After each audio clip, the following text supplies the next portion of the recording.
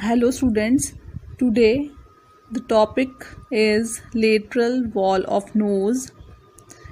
Lateral wall of nose, it forms the lateral boundary of nasal cavity. So here we can see this is nasal cavity and this is lateral boundary. So this is lateral wall of nose. Seen from front, small part of the lateral wall is visible on the face. This is lateral wall which we can see on the face, but it is long wall and extends from anterior nasal aperture to the posterior nasal aperture. So it is a long wall formed by cartilage and bone over the face, and within the skull it is formed by a number of bones.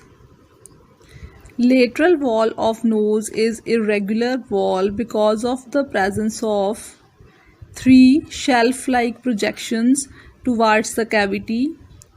These projections are known as conchae. So there is presence of a small superior nasal concha, middle nasal concha and inferior nasal concha.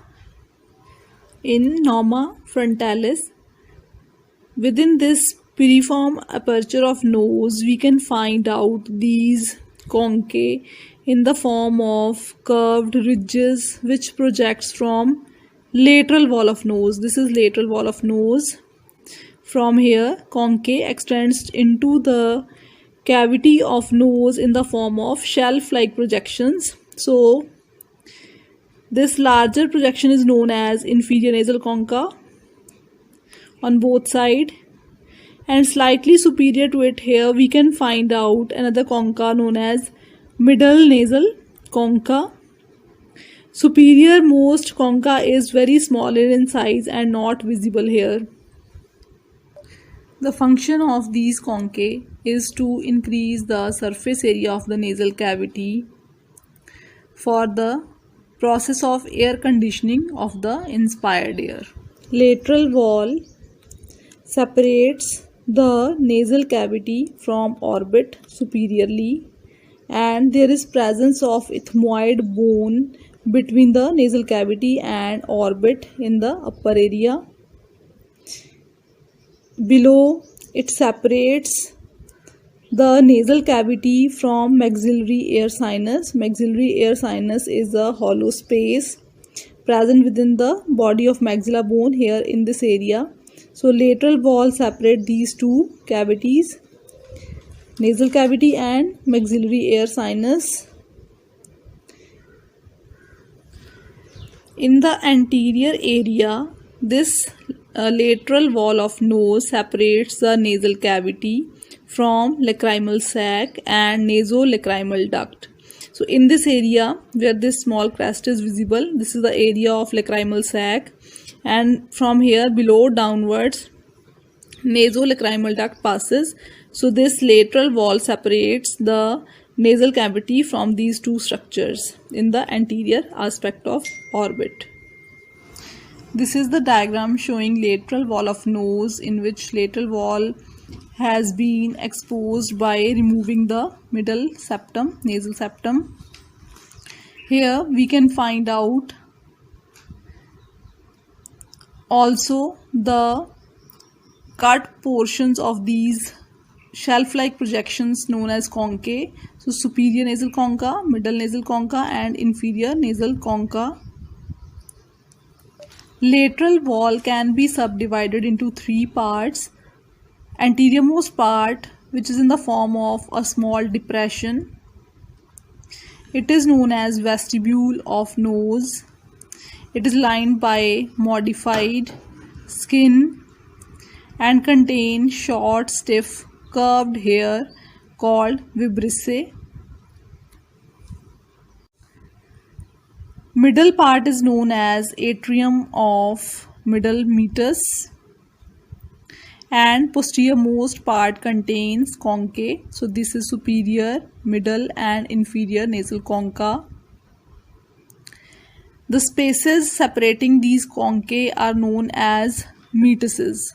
So this is superior meatus, middle meatus and inferior nasal meatus. Skeleton of lateral wall. So lateral wall is mainly formed by bones. So major portion of it is bony. Some part of it is formed by cartilage and very small part is formed by soft tissue. Bony part is larger part and it is formed by bones which are arranged from before backwards in a manner. Anteriormost bone is nasal bone. Then frontal process of maxilla. Then lacrimal bone. Then comes to labyrinth of ethmoid bone. This is ethmoid bone. It forms superior nasal concha and middle nasal concha. Then comes the inferior nasal concha. Inferior nasal concha is itself an independent bone. Then perpendicular plate of palatine bone along with its orbital part, that is the upper part of this perpendicular plate, and sphenoidal process which is present towards the sphenoid bone, this process. Then medial pterygoid plate. Medial pterygoid plate, it is also a part of the sphenoid bone. Cartilaginous part is formed by superior and inferior nasal cartilage and 3-4 small cartilages of ala. Then cuticular portion. Lowermost part of this lateral wall is formed by skin. So it is fibrofatty tissue covered with skin is present in this area. Conchae and meatuses of lateral wall of nose. So these conchae and meatuses, these are also the part of lateral wall of nose. Conchae are curved bony projections which are directed downwards and medially into the nasal cavity from lateral wall of nose. 3 conchae are present in the lateral wall of nose. Inferior nasal concha is an independent bone. It is projecting from lateral wall of nose in its lowermost part towards the nasal cavity. Inferior nasal concha is made up of spongy bone. Middle and superior concha, these are the projections from medial surface of ethmoidal labyrinth. So first of all, we should know about the ethmoidal labyrinth. In the anterior view of skull, this highlighted area, it shows the area of ethmoid bone. Ethmoid bone is having 3 parts. One is cribriform plate of ethmoid bone which is present in the superior aspect of the ethmoid bone, cribriform plate.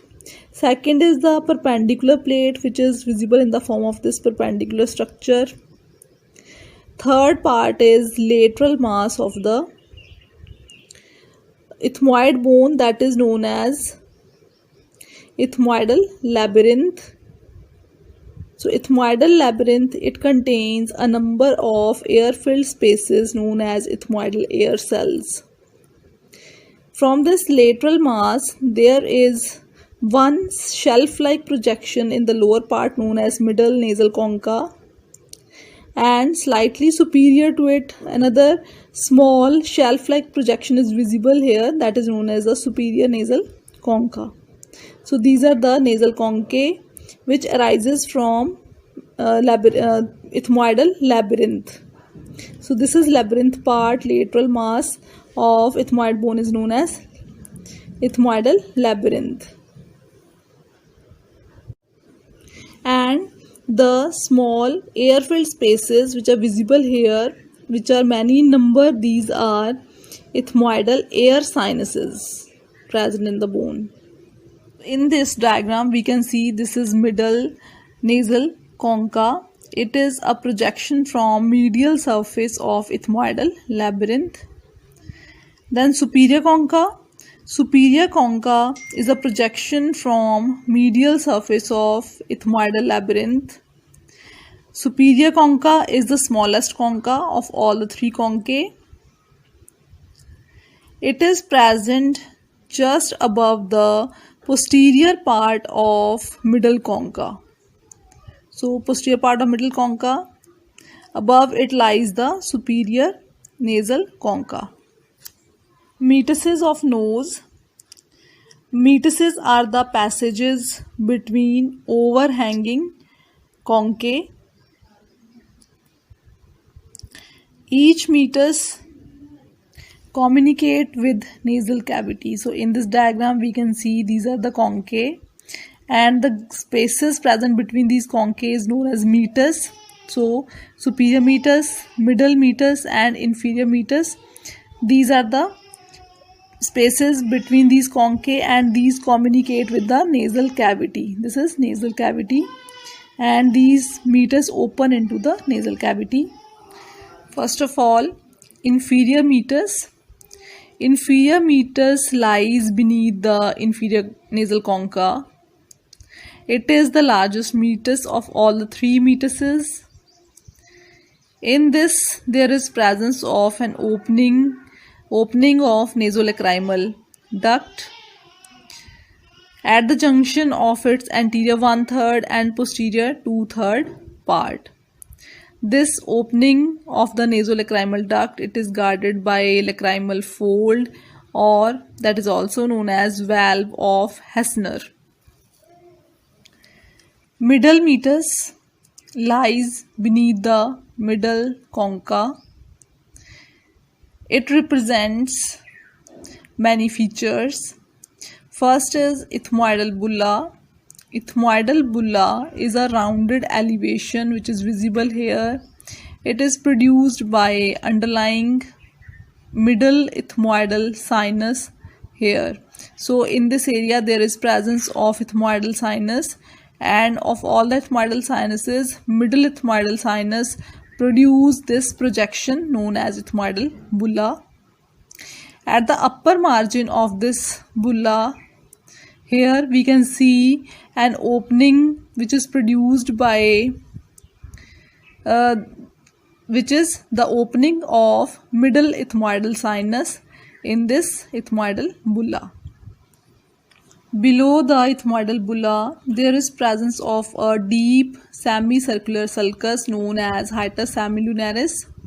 So it is half moon shaped, so it is known as hiatus semilunaris. Infundibulum is a short passage present in the anterior end of this hiatus semilunaris. And this hiatus semilunaris at its anterior end also has two openings. One is the opening of frontal air sinus and another is the opening of anterior ethmoidal air sinus.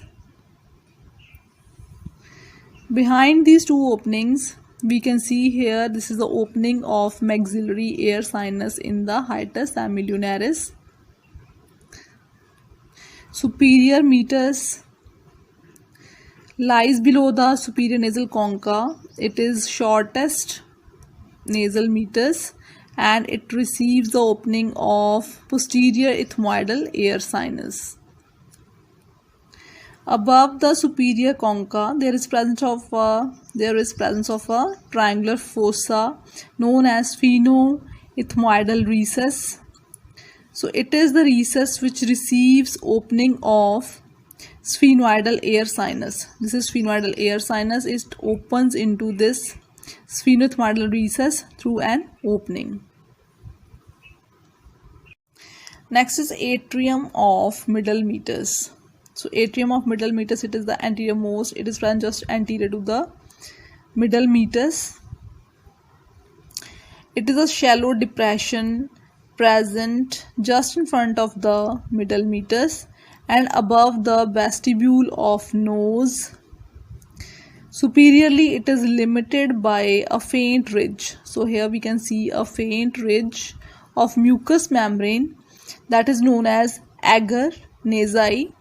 agar nasai, which run downwards from above, from the upper end of anterior border of middle concha.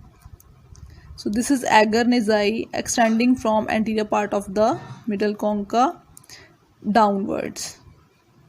Next is arterial supply. Anterosuperior quadrant of nasal cavity, it is supplied by anterior ethmoidal and posterior ethmoidal arteries, which are the branches of internal carotid artery.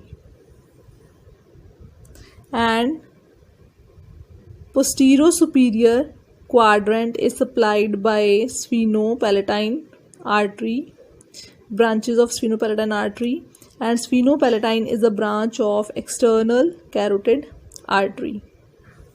Antero-inferior quadrant is supplied by superior labial artery, which is a branch of facial artery, and posterior-inferior quadrant is supplied by greater palatine artery, which is a branch of descending palatine artery. Descending palatine artery is a branch of maxillary artery. So nasal cavity is divisible into 4 quadrants in relation to blood supply, and in all these 4 quadrants, lateral wall and nasal septum receive blood supply from same arteries. So blood supply of lateral wall and nasal septum, it is same. Slight difference lies in the blood supply of this posterior-inferior quadrant, that greater palatine artery, it gave one extra branch into this quadrant which pierces this perpendicular plate of palatine bone and enters into this quadrant for its supply. So more branches of greater palatine artery supplies the lateral wall of nose. Venous drainage of lateral wall. On the lateral wall also veins form plexus and then drain into different directions. Venous blood of anterior part of the lateral wall, it is drained into facial vein.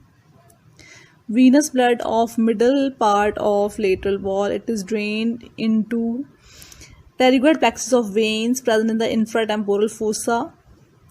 And posterior part of lateral wall, venous blood of this area, it is drained into pharyngeal plexus of veins, because this posterior part come in close relation to pharynx. So venous blood from this area goes to the pharyngeal plexus of veins. Nerve supply of lateral wall of nose. General sensations from the lateral wall of nose, these are received by branches of trigeminal nerve, which are distributed throughout the lateral wall of nose. Anterosuperior quadrant is supplied by anterior ethmoidal nerve, which is a branch of ophthalmic nerve. Then anteroinferior quadrant is supplied by anterior superior alveolar nerve, which is a branch of infraorbital nerve. Infraorbital nerve is a continuation of maxillary nerve. Posterior superior quadrant is supplied by lateral posterior superior nasal branches, which arise from pterygopalatine ganglion. So posterior superior lateral nasal branches, these arise from pterygopalatine ganglion and enters into the posterior superior quadrant of nasal cavity and supplies the posterior superior part of lateral wall of nose. Then posterior inferior quadrant is supplied by anterior palatine nerve, which is also known as greater palatine nerve. So branches of anterior palatine nerve or greater palatine nerve, these enter into the posterior inferior quadrant of nasal cavity and supplies the posterior inferior part of lateral wall of nose by piercing through the perpendicular plate of palatine bone. Spatial sensation, that is sense of smell, it is perceived by olfactory nerve. Olfactory nerve rootlet supplies the olfactory mucosa which extends downwards from this cribriform plate into the lateral wall of nose. Superior to superior concha. Lymphatic drainage. Lymphatic drainage from anterior half of lateral wall, it is received by submandibular lymph nodes, and posterior half of the lateral wall, it is drained by retropharyngeal lymph nodes, which passes to the upper deep cervical lymph nodes. Our nose perform two functions, one is respiration and another is olfaction. So two type of mucous membrane is there within the nasal cavity for performing these two functions. One is respiratory mucosa, which lines the inferior 2/3 part of nasal cavity, and another is olfactory mucosa, which lines the upper 1/3 part of nasal cavity. Olfactory mucosa lines the roof of nasal cavity, which is formed by cribriform plate of ethmoid bone, and also lines the lateral wall and medial wall, which is formed by nasal septum and lateral wall up to the superior nasal concha. Olfactory mucosa has specialized cells known as olfactory cells for receiving the sense of smell. Olfactory mucosa is thin and is less vascular as compared to the respiratory mucosa. So apart from this small area, upper 1/3 portion of nasal cavity, rest of the nasal cavity, that is about 2/3, lower 2/3 portion, it is lined by respiratory mucosa. Respiratory mucosa is highly vascular, and because of this high vascularity, it can warm up the inspired air. Respiratory mucosa contain numerous serous and mucous glands.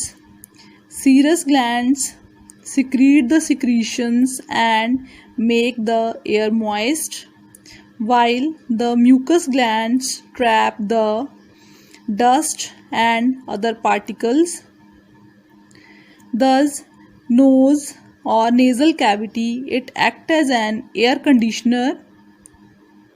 It warms up the inspired air, moistens it and cleans it before it passes to the lungs.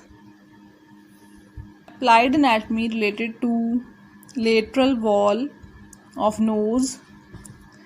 Hypertrophy of mucous membrane over the inferior nasal concha is a common feature of allergic rhinitis.